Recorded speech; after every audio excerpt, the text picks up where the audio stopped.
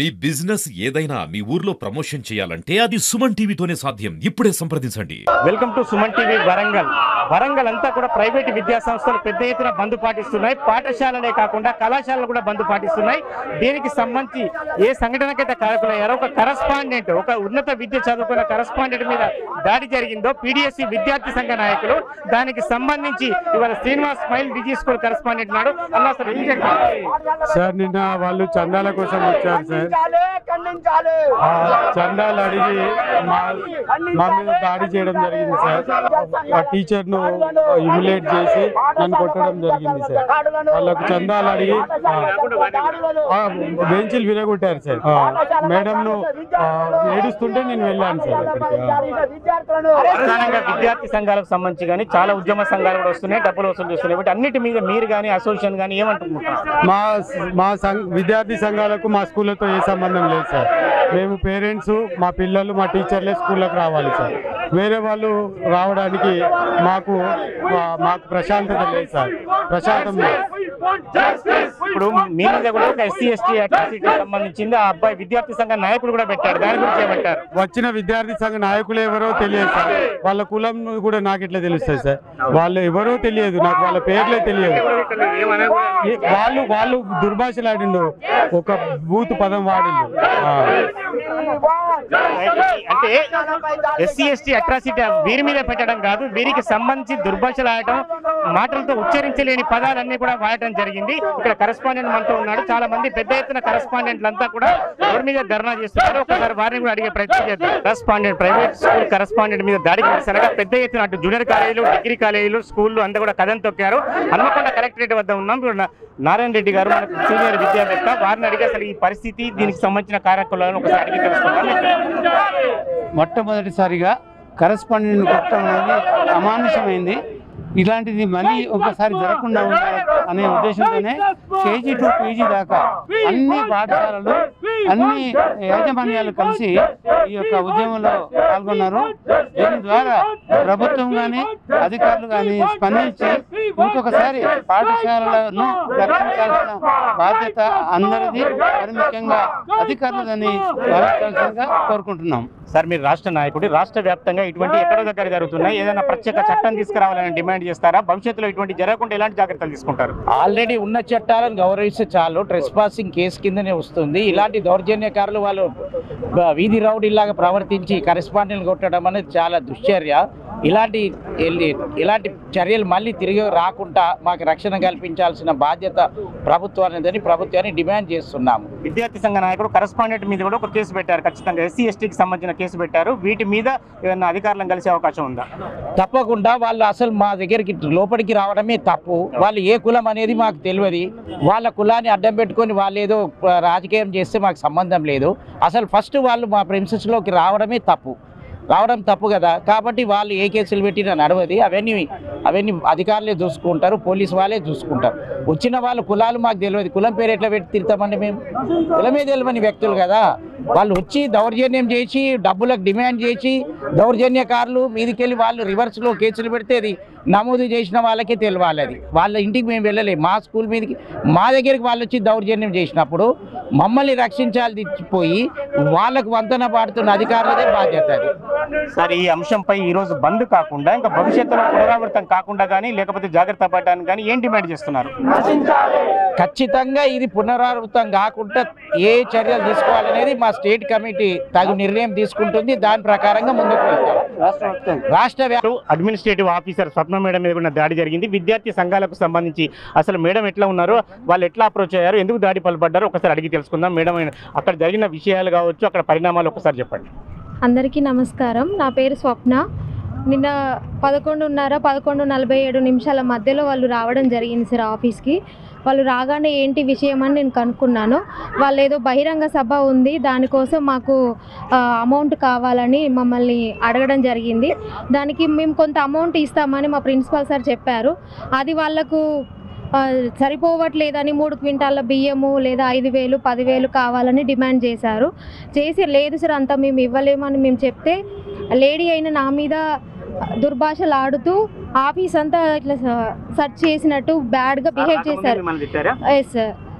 ఇదంతా చూసిన మా కరస్పాండెంట్ శ్రీనివాస్ సార్ ఆఫీస్కి రావడం జరిగింది. ఆఫీస్కి రావడం వెంటనే సార్ మీద దాడికి దిగారు. వాళ్ళు దిగి ఫిజికల్గా సార్ని చాలా ఇంజూర్ చేశారు. ఇంజూర్ చేయగానే మేము పోలీసులను కాల్ చేసి పిలవడం జరిగింది. వెంటనే మాకు పోలీసులు వచ్చి మాకు సహాయం చేశారు. మిగతా ప్రైవేట్ స్కూళ్ళ కరస్పాండెంట్స్ కూడా మాకు ధైర్యంగా ఉండడానికి, మాకు అండగా నిలబడడానికి రావడం జరిగింది. వాళ్ళందరూ వచ్చి మాకు తోడుగా నిలబడడం వల్లనే మేము ఇవాళ ప్రాణాలతో ఉన్నామని అనుకుంటున్నాం సార్. వాళ్ళు చేసిన దాడికి మా ప్రాణాలు పోతుండే. నిన్న మా ఆఫీస్లో ఉన్న ఫర్నిచర్ అంతా డ్యామేజ్ చేశారు, మా మీద ఫిజికల్గా దాడి చేశారు. మాకు నిన్న తోడుగా ఉన్న పోలీస్ సిబ్బందికి, ప్రైవేట్ స్కూల్ కరస్పాండెంట్స్ అందరికీ పేరు పేరున నేను కృతజ్ఞతలు తెలుపుకుంటున్నాను. మేము ప్రశాంతంగా వర్క్ చేసుకోలేకపోతున్నాం సార్. మా పేరెంట్స్ కానీ, మా పిల్లలతో కానీ, నాతో పాటు ఒక 25 మంది లేడీస్ ఫ్యాకల్టీ మా స్కూల్లో ఉన్నారు. మేమంతా రోజు ప్రశాంతంగా వర్క్ చేసుకుంటాం సార్. ఈ విద్యార్థి సంఘాలు రావడం వల్ల ఆ ప్రశాంతతని మేము కోల్పోతున్నాము. భయంగా పనిచేసుకోవడం తప్పకుండా ఎవరో వస్తుంటారు ఏదో పేరు మీద వస్తుంటారు సార్. ఇప్పుడు ఈ అకాడమిక్ ఇయర్ 2025 జూన్ నుండి నవంబర్ వరకు ఒక 10-15 విద్యార్థి సంఘాలు రావడం జరిగింది సార్. ఇస్తున్నాము సార్. మాకు ఎంత ఇవ్వగలుగుతామో అంత ఇస్తున్నాము. అయినా కూడా అది సరిపోవట్లేదని మా మీద అలా దౌర్జన్యం చేయడం జరిగింది. మేము సేఫ్టీగా ఉండాలి అంటే ఇక పైన అలాంటి విద్యార్థి సంఘాలు స్కూళ్ళలోకి వచ్చి మమ్మల్ని ఇబ్బంది పెట్టకుండా మాకు సహాయం చేయాలని పోలీస్ వారిని, గవర్నమెంట్ని కోరుకుంటున్నాం. ఇది మేడం ఆవేదన కావచ్చు, అప్పీల్ కావచ్చు. ఎందుకంటే చాలా మంది టీచర్లు కూడా ఒక కమిట్మెంట్ తో ఈ రోజు కూడా ఎవరో కరెస్పాండెంట్ చెప్తే ఎవరు రాలేదు. ఎవరికి వాళ్ళు వాళ్ళ ఉద్యోగాన్ని రక్షించుకోవడానికో లేకపోతే వాళ్ళ కుటుంబాన్ని రక్షించుకోవడానికో కలెక్టరేట్ దగ్గరకు వచ్చారు, ర్యాలీలో పాల్గొన్నారు, కార్యక్రమాల్లో భాగస్వాములు అయ్యారు. మరి దీనికి విద్యార్థి సంఘాలు ఏం జవాబు చెప్తాయో, అమ్మ మీరేం డిమాండ్ చేస్తున్నారు లాస్ట్ దీనికి సంబంధించి? సార్, ఇక పైన విద్యార్థి సంఘాల నుండి మాలాంటి ఉద్యోగులని, మాలాంటి ప్రైవేట్ స్కూల్ యాజమాన్యాలని, మా స్కూల్లో ఒక 520 మంది పిల్లలు ఉన్నారు సార్. మా పిల్లలకి మాకు రక్షణ కల్పించాలని మేము కోరుకుంటున్నాం సార్. కరెస్పాండెంట్ మీద దాడి జరిగినప్పుడు మీరు ఆయా కేకలు వేస్తున్న దృశ్యాలు బాగా వైరల్ అయిపోయాయి. ఇప్పుడు మరి భయపడకుండా ఇంకా డ్యూటీ చేస్తారా, లేకపోతే సపోర్ట్ చేస్తారా, ఏం చేస్తారు? అలాంటి వాళ్ళని శిక్షిస్తే మేము భయపడకుండా వర్క్ చేసుకోవడం, ప్రశాంతంగా వర్క్ చేసుకోగలుగుతాం సార్.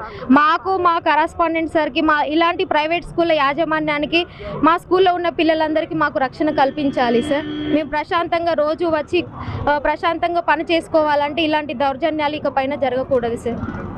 జరిగిన స్కూల్ కరెస్పాండెంట్ పై విద్యార్థి సంఘాల దాడికి సంబంధించి ఈ రోజు రాష్ట్ర వ్యాప్తంగా ట్రస్మా నాయకులంతా హాజరయ్యారు. మనకి ఇక్కడ ట్రస్మా రాష్ట్ర అధ్యక్షుడు మసూద్ ఉన్నారు. సార్, ఈ పరిణామాన్ని అంతా ఎట్లా? స్కూల్స్ పైన ఇటీవల జరుగుతున్నటువంటి ఇలాంటి దాడులు తీవ్రంగా రాష్ట్ర స్థాయిలో మేము ఖండిస్తూ ఉన్నాము. గత సంవత్సరం కూడా డీజీపీ గారికి, తర్వాత హోమ్ సెక్రటరీ గారికి మేము వినతి పత్రం వేయడం జరిగింది. స్కూల్స్ పైన మనీ ఎక్స్టార్షను మరియు స్కూల్స్ యొక్క నిర్వహణను అడ్డుకుంటూ వాళ్ళ పైన దాడులు జరుగుతూ ఉన్నాయి. మరి డబ్బులే వాళ్ళ యొక్క ధ్యేయంగా పెట్టుకునేసేసి ఈ జరుగుతున్నటువంటి ఈ యొక్క పరిణామాలను తీవ్రంగా తీసుకొని నిన్న జరిగినటువంటి దాడి ఏదైతే ఉందో, శ్రీనివాసు కరస్పాండెంట్ అయినటువంటి స్మైల్స్ డిజీ స్కూల్ ఆయన పైన జరిగినటువంటి దాడిని మేము తీవ్రంగా ఖండిస్తున్నాము. వాళ్ళపైన వెంటనే క్రిమినల్ కేసులు నమోదు చేసి నాన్ బెయిలబుల్ వారెంట్ ఇష్యూ చేసి వాళ్ళని కస్టడీలోకి తీసుకోవాలి. ఇలాంటి అంశాలు పునరావృతం జరగకుండా పర్మనెంట్గా తగిన చర్యలు తీసుకోవాలని చెప్పేసి గౌరవ ముఖ్యమంత్రి గారికి, తర్వాత సెక్రటరీ, హోమ్ సెక్రటరీ గారికి, తర్వాత డైరెక్టర్ జనరల్ ఆఫ్ పోలీస్ గారికి, మరియు హనుమకొండ వరంగల్ జిల్లా సిపి అయినటువంటి అధికారులకు, మరియు కలెక్టర్ గారికి, మరి విద్యాశాఖ అధికారికి మేము వినతి పత్రాలు ఇస్తున్నాము.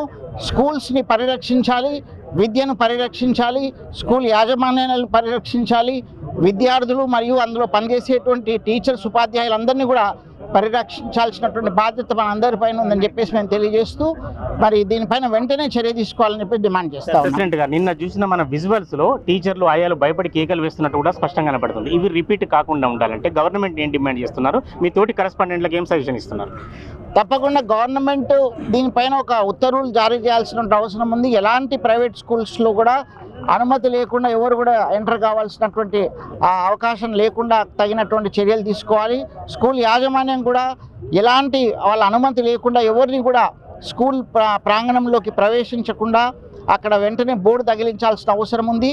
మరి వాళ్ళపైన ఎవరైనా ఇట్లాంటి చర్యలు తీసుకుంటే వెంటనే ఆ యొక్క కన్సర్న్ SHOకి, కన్సర్న్ డిస్ట్రిక్ట్ ఎడ్యుకేషన్ ఆఫీసర్కి మనం సమాచారం అందించి వాళ్ళపైన తగిన చర్య తీసుకునేటువంటి విధంగా మనం సర్కులర్ని తీసుకురావాల్సిన అవసరం ఉంది, మరియు ఉత్తర్వులు జారీ చేయాల్సిన అవసరం అని చెప్పేసి మేము డిమాండ్ చేస్తాం. దీనికి సంబంధించి కాకుండా రాష్ట్ర వ్యాప్తంగా వేల స్కూళ్ళు మీ అండర్లో ఉన్నాయి. వీటికి సంబంధించి ఎక్కడో దగ్గర వివాదం జరుగుతుంది. వీటన్నిటికి సంబంధించి ఏదైనా కార్యాచరణ ఉండబోతుందా? తప్పకుండా మేము గత సంవత్సరం నుంచే ఈ యొక్క కార్యాచరణ మొదలుపెట్టినాం. అనేక స్కూల్స్లో ఇలాంటి దాడులు జరుగుతున్నాయి కాబట్టి దాన్ని డైరెక్టర్ జనరల్ ఆఫ్ పోలీస్ మరియు మన హోమ్ సెక్రటరీ గారికి కూడా కావాల్సినటువంటి వినతి పత్రాలు ఇవ్వడం జరిగింది. ఆ యొక్క ఇన్స్ట్రక్షన్స్ కూడా కన్సర్న్డ్ SHOలకు, తర్వాత ఎస్పీలకు, తర్వాత సిపిలకు ఆ యొక్క హోమ్ సెక్రటరీ ద్వారా సమాచారం కూడా ఇప్పటికే అందిందని చెప్పేసి మా దృష్టిలో ఉన్నది. దీనిపైన ఇంకా కొంత పబ్లిసిటీ మీడియాలో కానీ, ప్రింట్ అండ్ ఎలక్ట్రానిక్ మీడియాలో కానీ పంపించి ఈరోజు ఈ విధంగా సెల్ఫ్ ఎంప్లాయ్మెంట్ లాగా మనీ ఎక్స్టార్షన్ చేసేటువంటి మోకలు ఎక్కువ అయిపోయినాయి. వాళ్ళపైన తగిన చర్యలు తీసుకొని వాళ్ళపైన రౌడీ షీటర్ కూడా ఓపెన్ చేయాల్సినటువంటి పరిస్థితి అవసరం ఉందని చెప్పేసి మేము డిమాండ్ చేస్తూ ఉన్నాం.